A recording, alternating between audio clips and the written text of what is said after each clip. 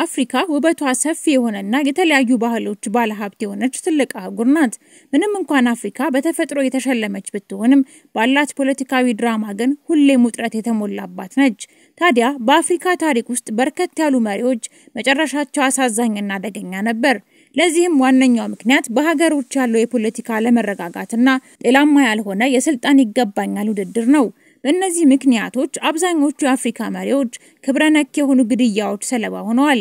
በዚህ ቪዲዮ ላይም ከነዚህ መሪዎች መካከል ታሪካቸው የበለጠ ለሌሎች መሪዎች ጠቃሚ ናቸው ብለን ያመንባቸውን መርጠን እናቀርብላችኋለን። እስከ ቪዲዮ ፍጻሜ ድረስ አብራችሁን እንድትሆኑ እየጋበዝናችሁና ለቻናላችን አዲስ ከሆናችሁ ሰብስክራይብ በማድረግ በየቀኑ የምንሰራቸውን አዳዲስ ቪዲዮዎች መከታተል እንደምትችሉ እናስታውሳችኋለን።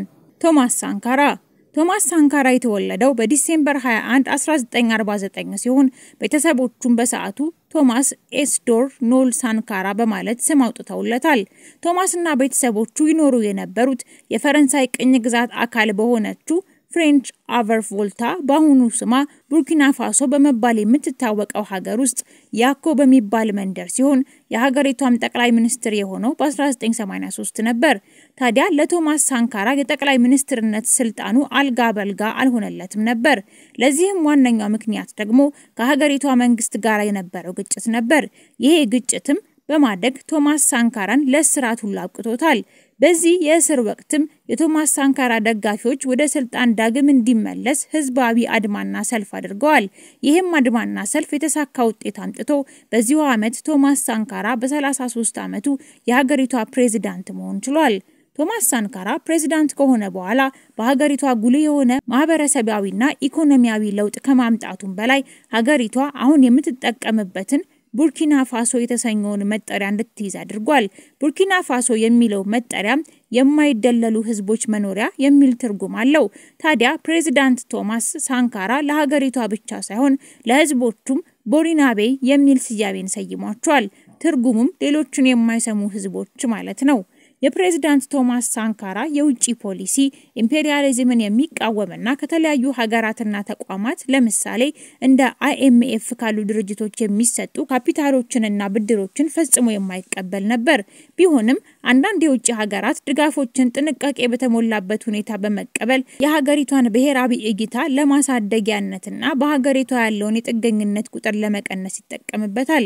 ፕሬዝዳንት ቶማስ ሳንካራ በዋነኝነት የሚያተኩረው ረሃብን በመከላከል የሀገሪቷን የግብርና ዘርፍ በማሳደግ ለገበሬዎችና ለእርሻ ባለቤቶች ለሆኑና በገጠሩ ክፍል ላሉ ነዋሪዎች ግብርን ከጫንቃቸው ላይ በማንሳት ነው።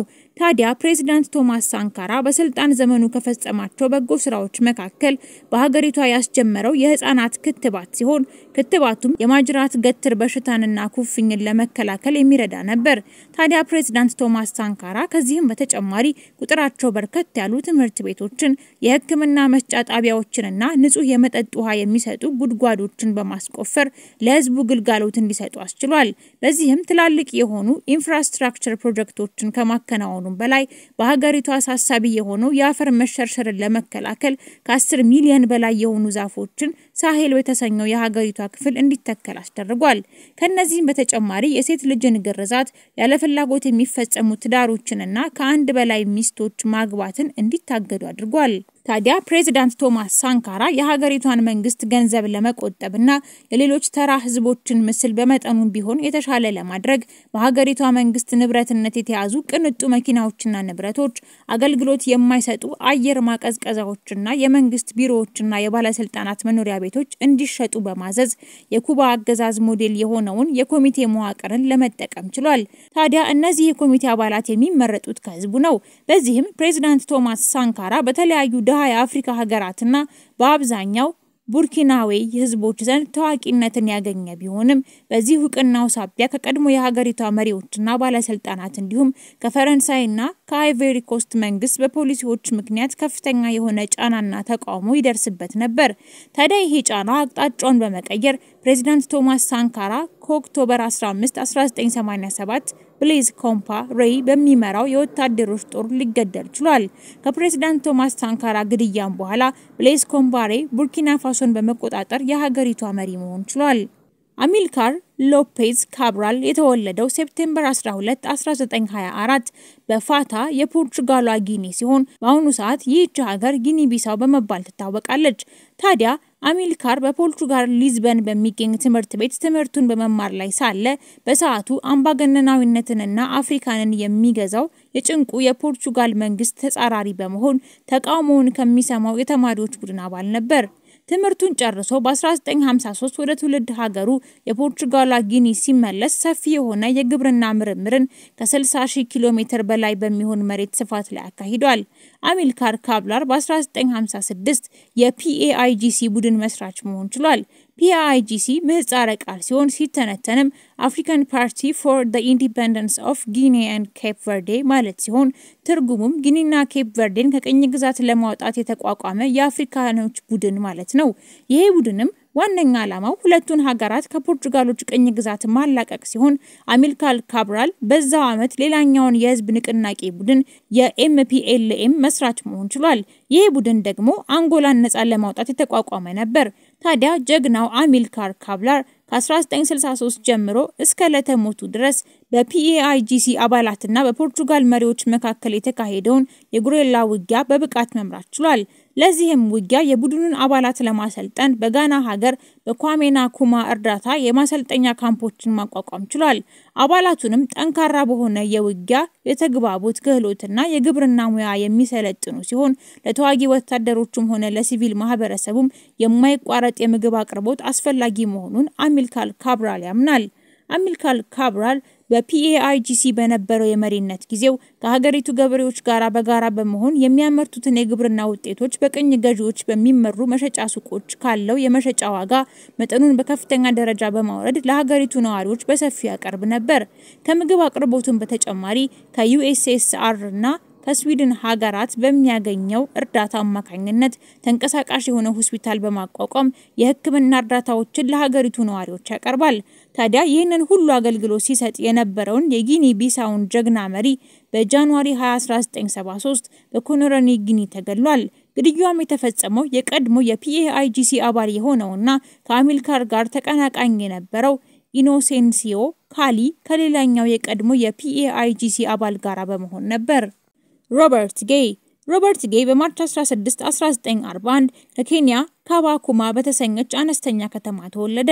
ሮበርት የህይወት ዘመኑን በሙሉ በወታደርነት ያሳለፈ ሲሆን ፈረንሳዮች ኬንያን ቅኝ በገዙበት ወቅት ሮበርት በዋጋደንጉና ሳንትሲር በሚባሉ በፈረንሳይ በሚገኙ የውትድርና ማሰልጠኛ ተቋማት ሰልጥኗል።